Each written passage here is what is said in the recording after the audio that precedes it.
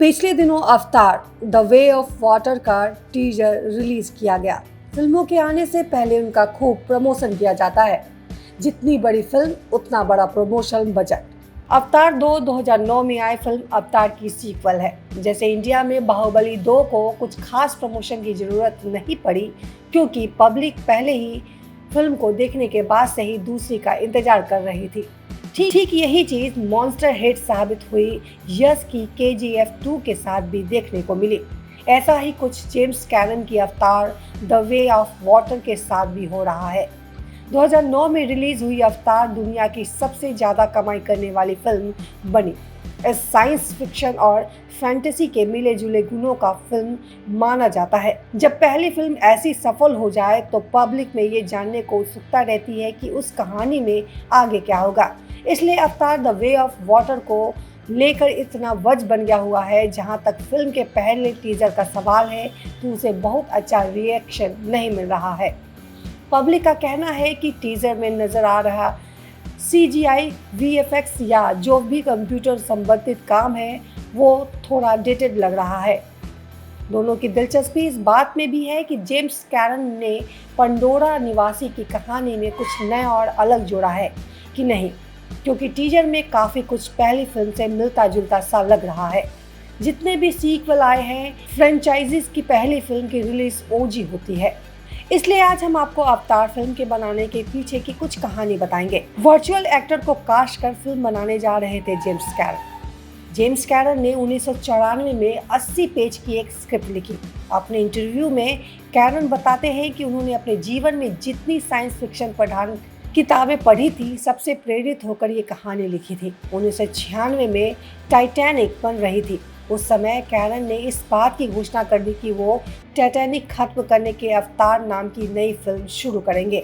इस फिल्म में वो 6 वर्चुअल एक्टर्स को कास्ट करने वाले थे। वर्चुअल यानी कंप्यूटर की मदद से बनाए गए सिंथेटिक एक्टर्स जो रियल यानी फिक्शनल वर्ल्ड में नहीं है।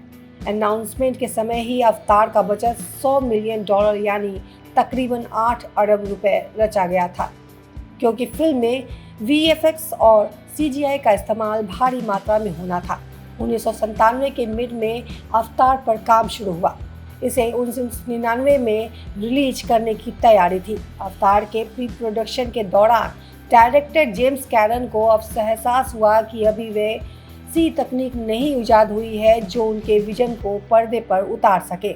इसलिए उन्होंने इस फिल्म को बनाने का आइडिया ठंडे बस्तर में डाल दिया था। इस सबसे बीच कैनन की टाइटैनिक दुनिया की सबसे ज़्यादा कमाई करने वाली फिल्म बन चुकी थी। अब सब लोग वेट कर रहे थे कि जेम्स कैनन का क्या कब बताएंगे, मगर कैनन अवतार के अलावा कोई फिल्म बनाने में इंटरेस्ट नहीं थे।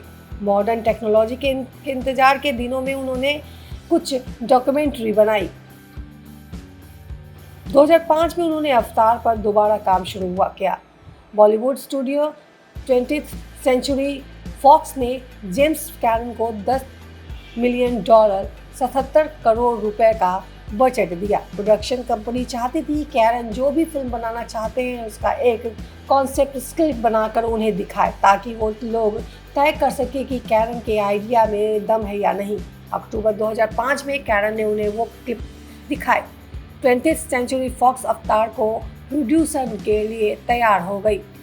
2006 से अवतार पर फुल फ्लेजेड तरीके के साथ काम शुरू हो चुका था। कैनन ने फिल्म के स्क्रिप्ट में कुछ बदलाव किए। अब पंडोरा नाम के चांद पर रहने वाले लोग अलग भाषा में बात करते थे, जिसे नाबी कहा जाता था। इसका मतलब था कि फिल्म के लिए एक नई भाषा का निर्माण करना। इस प्रक्रिया के लिए यूनिवर्सिटी ऑफ सदर्न कैलिफोर्निया के निवासी डॉक्टर पॉल फ्रामर को बुलाया गया। उन्होंने इस फिल्म के लिए एक नई भाषा बनाई। दुनिया भर की अलग भाषाओं को मिलाकर कुल 1000 शब्द बनाए गए, जिसमें 30 शब्द जोड़े जेम्स कैनन ने। उन्होंने अपने किरदारों, जगहों और उनकी दुनिया में पाई जाने वाली चीज़ों के साथ नाम सोच रहे थे। उन्हीं 1030 शब्दों में फिल्म के डायलॉग्स लिखे गए। अब मसला था कि नई भाषा तो गट ली, एक्शन कैसा रह जाएगा, क्योंकि जेम्स कैनन नहीं चाहते थे कि उनके किरदारों को बात करके सुनकर ऐसा लगे कि वो इस दुनिया का हिस्सा है। अवतार की कहानी पंडोरा नाम के एक चांद पर घटती है। वहाँ की अबो हवा इंसानों के मुफीद नहीं है, मगर उस पंडोरा पर कुछ एलियन लोग रहते हैं। उनकी लंबाई 10 फुट से ज़्यादा होती है। वो नीले रंग के होते हैं। जब जेम्स कैरन से पूछा गया कि नीला रंग ही क्यों, कैरन के इस रंग के चुनाव के पीछे एक वजह उनकी माँ के सपने को बताया जाता है। कई रिपोर्ट्स में ऐसा दावा किया जाता है कि अवतार के बनने के कुछ सालों पहले कैरन की मां ने एक सपना देखा। अपने सपने में उन्हें 11-12 फुट लंबी एक महिला दिखी जिसका रंग नीले रंग का था। सुबह उठकर मम्मी ने ये कहानी कैरन को सुनाई। तभी से तस्वीर कैरन के दिमाग में छप गई। अपने एक इंटरव्यू में कैरन बताते हैं कि ये तस्वीर उन्होंने इसलिए याद रखी गई क्योंकि उन्हें ये बहुत फुल फोटो लगी थी। हालांकि बाद में कैरन ने तर्कसंगत होते हुए कहा कि उन्होंने नीला रंग इसलिए चुना क्योंकि हिंदू देवी देवताओं से इसका एक कनेक्शन है। उनकी फिल्म में दिख रहे एलियंस के पास भी कई जादुई शक्तियां जो इंसानों में नहीं पाई जाती। खैर, रिलीज के बाद अवतार ने ताबड़तोड़ कमाई शुरू कर दी। तब भी लोगों को यकीन नहीं था कि ये फिल्म कमाई के सारे कीर्तिमान ध्वस्त कर देगी। अवतार का लाइफ टाइम कलेक्शन रहा 2.8 बिलियन यानी करीब 21,642 करोड़ रुपए। टाइटैनिक को पीछे छोड़ते हुए अवतार दुनिया की सबसे कमाऊ फिल्म बन गई। 10 साल तक ये रिकॉर्ड अवतार के नाम रहा। 2019 में आई एवेंजर्स एंड गेम ने अवतार का ये रिकॉर्ड तोड़ा। इसके बाद अवतार को दोबारा रिलीज किया गया और फिल्म ने फिर से वही बॉक्स ऑफिस परफॉर्मेंस दोहराते हुए एवेंजर्स एंड गेम को 2 नंबर पर ढकेल दिया। अब अवतार का सीक्वल आ रहा है जिसे अवतार द वे ऑफ वाटर नाम से बुलाया जा रहा है। जेम्स कैरन डायरेक्टर्स ये फिल्म 16 दिसंबर 2022 को सिनेमाघरों में रिलीज के लिए शेड्यूल है।